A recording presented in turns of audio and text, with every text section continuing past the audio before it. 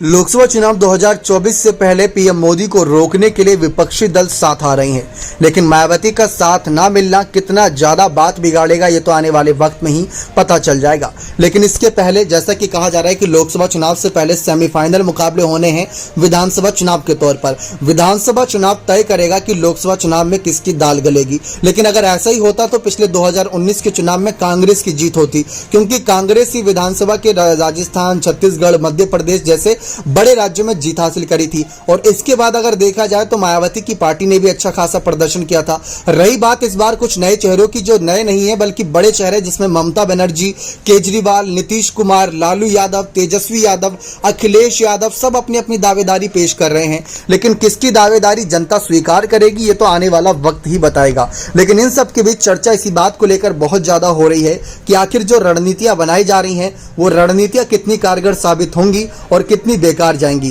क्योंकि इन्हीं रणनीतियों के बीच कुछ सुगबुगाहट ऐसी भी है कि कांग्रेस और बसपा के गठबंधन को लेकर चर्चाएं हैं। जी हां, कि मायावती और सोनिया गांधी अगर एक मंच पर साथ आ जाते हैं तो शायद बात बन जाए। जैसा कि हमने पिछले लोकसभा चुनाव में देखा था, बार बार यही कहा जाता है कि अगर आपको लोकसभा चुनाव में बाजी मारनी है, कोई बड़ा खेल करना है तो उत्तर प्रदेश में खेल कर जाइए, बाकी जगह खेल अपने आप हो जाएगा। जी हाँ, यानी उत्तर प्रदेश यानी 80 लोकसभा सीटों पर खेल जाइए और बीजेपी को वहां पर रोक दीजिए तो बड़ा फायदा सभी विपक्षी दलों को मिलता नजर आएगा। लेकिन इन्हीं चर्चाओं के बीच बात यह भी निकलकर सामने आई कि लोकसभा चुनाव से पहले हो सकता है कि बसपा एक छोटा सा यहां पर कहीं ना कहीं उदाहरण पेश करने के लिए कांग्रेस के साथ गठबंधन के लिए आगे जाए।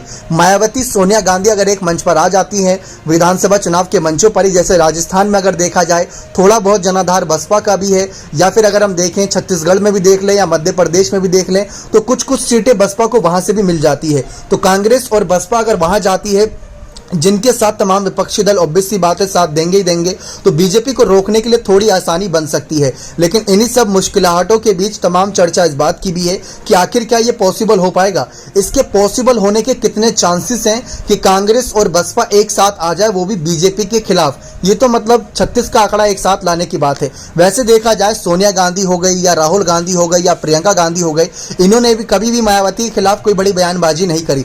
जबकि राहुल गांधी ने तो 2022 के विधानसभा चुनाव से पहले यह भी कह रखा था कि हम तो मायावती की पार्टी के साथ गठबंधन चाहते थे और हम ये भी चाहते थे कि उनको हम एक बार फिर से मुख्यमंत्री पद पर देखें। हमने तो उनको ऑफर तक दिया था। लेकिन मायावती ने बाद में यह भी कहा था कि हमें तो ऐसा कोई ऑफर नहीं मिला था। रही बात नीतीश कुमार की, तो नीतीश कुमार एक तरफ विपक्षी एकता का बार बार संकेत दे रहे हैं, ढोल बजा रहे हैं सब जगह कि हम एक साथ हैं, हम एक साथ हैं। लेकिन जब वो उत्तर प्रदेश आए थे तो उत्तर प्रदेश में सिर्फ अखिलेश यादव से उन्होंने क्यों मुलाकात करी? जयंत चौधरी, मायावती, सुभाषपा के यहाँ पर ओपी राजभर, इन सब से मुलाकात क्यों नहीं करी? भले ही आज इनके पास कोई बड़ी सीटें नहीं है, लेकिन कल को देखा जाए तो ये बड़ी सीटें हासिल कर सकते हैं। जबकि बसपा सपा से आगे है देखा जाए लोकसभा चुनाव में। तो नीतीश कुमार को पहले मायावती से बात करनी चाहिए थी। मतलब जब नीतीश कुमार एक मंच पर राहुल और केजरीवाल और ममता बनर्जी को ला सकते हैं तो नीतीश कुमार एक मंच पर मायावती को क्यों नहीं साथ ला सकते? ये सबसे बड़ा सवाल है। अब इसमें चर्चा यही है कि अगर मायावती साथ नहीं आना चाह रही तो बात की बात है, लेकिन कम से कम आपको उनको न्योता तो देना चाहिए था। ये सबसे बड़ा सवाल उठाया जा रहा है कि मायावती को विपक्षी दलों ने न्योता नहीं दिया। इसी वजह से मायावती की नाराजगी बढ़ चुकी है और ज्यादा, कि मायावती नाराज नजर आ रही है। उन्होंने साफ कहा कि मुझको तो न्योता तक नहीं मिला और जिस तरीके से तमाम रणनीतियां मेरे खिलाफ बन रही हैं, ये साफ नजर आ रहा है कि एक तरफ बीजेपी भी मायावती के खिलाफ नजर आ रही है और तमाम विपक्षी दल भी उनके खिलाफ नजर आ रहे हैं। क्योंकि विपक्षी दल अगर चाहते तो मायावती को साथ ना लेते, लेकिन ये भी ना कहते कि मायावती बीजेपी के साथ मिलकर काम कर रही है। खैर, कांग्रेस के नेताओं ने ऐसा कोई बयानबाजी नहीं करी है। कांग्रेस के नेता बसपा के नेताओं पर थोड़ा बहुत रहम खा रहे हैं, या यूं कहें कि उन पर थोड़ा मेहरबान है, उनके खिलाफ कोई बयानबाजी नहीं कर रहे। ठीक वैसे ही बसपा के नेता भी कांग्रेस के मुद्दों पर ज्यादा बयानबाजी नहीं कर रहे, चाहे राहुल गांधी की सांसद सदस्यता का मामला हो या मल्लिकार्जुन खड़गे के दलित चेहरे को लेकर हो। क्योंकि कांग्रेस के लेकर मल्लिकार्जुन खड़गे ने पहले यह कहा था कि कांग्रेस तो मतलब एक ऐसी पार्टी है जो मौका देखकर गठबंधन करती है या मौका देखकर साथ देती है। जब दिखा राहुल गांधी, सोनिया गांधी, प्रियंका गांधी, तीनों ही गांधी फेल हो गए, इसके बाद कांग्रेस ने मल्लिकार्जुन खड़गे को आगे लाने का फैसला किया। जी हाँ, ये चौंकाने वाला खुलासा था मायावती का। मायावती ने साफ कहा कि मल्लिकार्जुन खड़गे एक दलित चेहरा है, इसी वजह से कांग्रेस ने उन्हें आगे किया और इसी विचारधारा की वजह से मैं आज कांग्रेस के साथ नहीं हूं। क्योंकि कांग्रेस जब जब मजबूत होती है तो ये किसी का साथ नहीं लेती, और जब कांग्रेस खुद को अकेला पाती है तो यहां पर बलिदान देने को तैयार हो जाती है।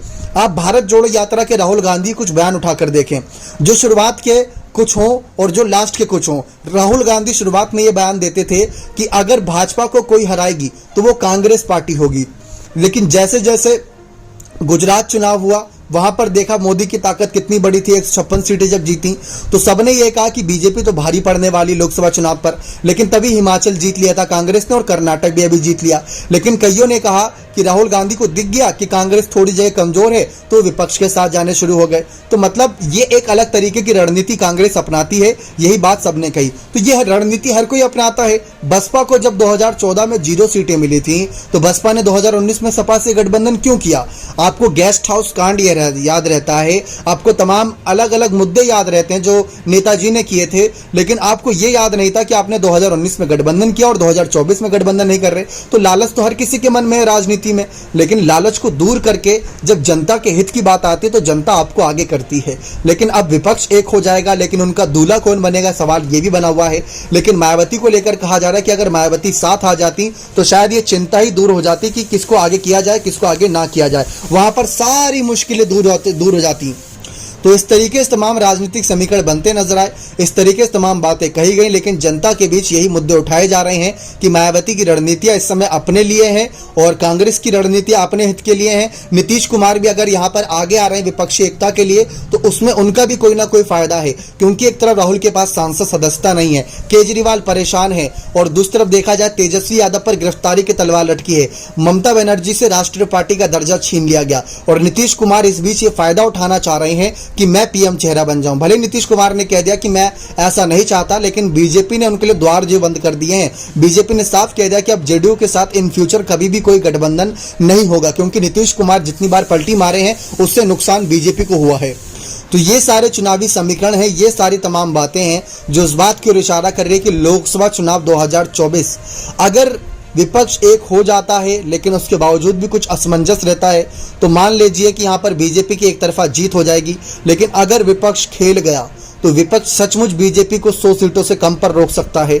लेकिन विपक्ष में विपक्षी ताकत में यानी सोने पर सुहागा वाली बात तभी होगी जब विपक्ष एक तरफ से वार करे और मायावती की पार्टी एक तरफ से वार करे और दूसरी तरफ से यहाँ पर बीआरएस की यहाँ पर तमाम दल और साथ ही साथ जितने भी अलग अलग दल अकेले चुनाव लड़ने का मन बनाए हैं वो सब वार करें, तभी जाकर लोकसभा चुनाव 2024 में कोई असल मायने में बड़ा खेल हो पाएगा। वरना बीजेपी के लिए एक बार फिर से मंच सजा नजर आ रहा है, जिस तरीके से विपक्ष की दाल गलती नजर नहीं आ रही। बाकी आप अपनी राय इस मसले पर जरूर दें कि विपक्षी एकता या मायावती या बीजेपी कौन इस बार बाजी मारेगा। अपनी राय कमेंट सेक्शन में जरूर दीजिएगा। बहुत बहुत धन्यवाद।